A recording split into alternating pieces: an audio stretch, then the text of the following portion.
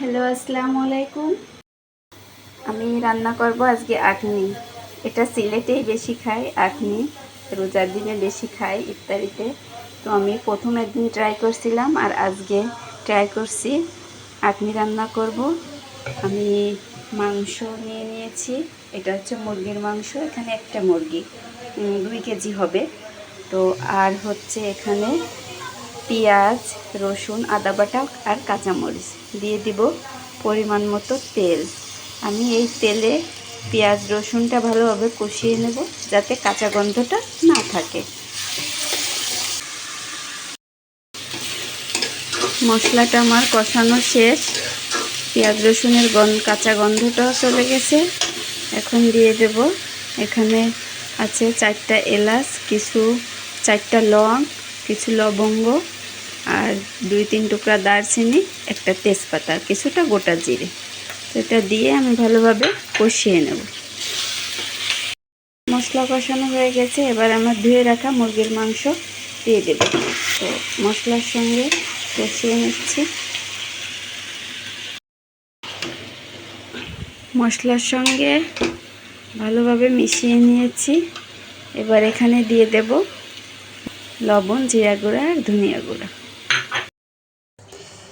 এখানে আমি চাল নিয়েছি, কালো জিরা চাল আখনি রান্না করার জন্য 1 কেজি। তো চালটা আমি ভালোভাবে ধুয়ে পরিষ্কার করে নেব। আমি এই ডেকচিতে আজকে আখনি রান্না করব। পানি বসিয়ে দিয়েছি, গরমও হয়ে গেছে। এখন লবণ দিয়ে দেব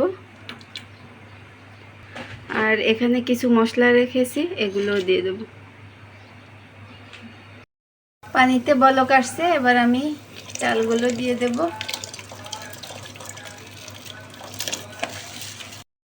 ভালো করে নাড়িয়ে চাড়িয়ে মিশিয়ে নেব।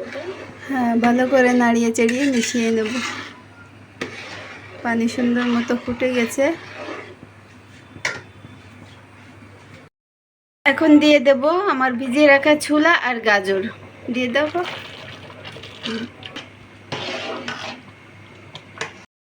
এখন দিয়ে দেব দুধ। আমি কুসুম গরম পানিতে গুঁড়ো দুধটা গুলিয়ে রেখেছিলাম। এখন দিয়ে দেব দুধ, দিয়ে দেব। ভালোভাবে নেড়ে চেড়ে এবার মিশিয়ে নেব। রান্না করা মাংসটা এখন দিয়ে দেব। হ্যাঁ, এবার ভালোভাবে নেড়ে চেড়ে মিশিয়ে নেব, হয়ে যাবে আখনি। এখন এটা দমে দিয়ে দেব। এর উপর দিয়ে আমি কিছু কিশমিশ ছড়িয়ে দেব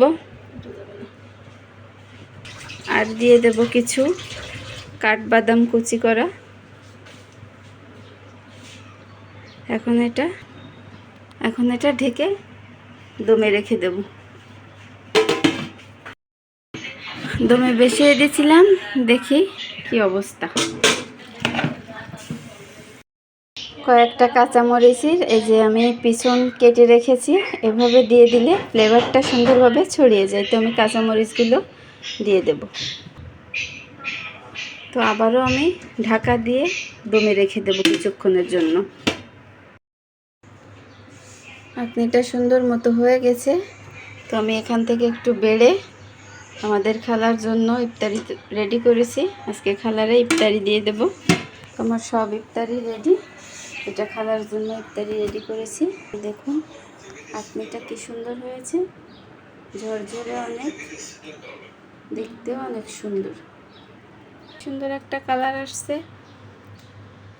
তো আপনার আখনি রান্না এই পর্যন্তই। এটা সিলেটের মানুষ বেশি ইফতারিতে খায়, প্রতিদিনই করে। আমাদের বাগেরহাটের ওদিকে তেমন একটা দেখি না, আমি কখনো দেখিনি। তো আপার বাসায় এসে ইফতারিতে এটা করলাম।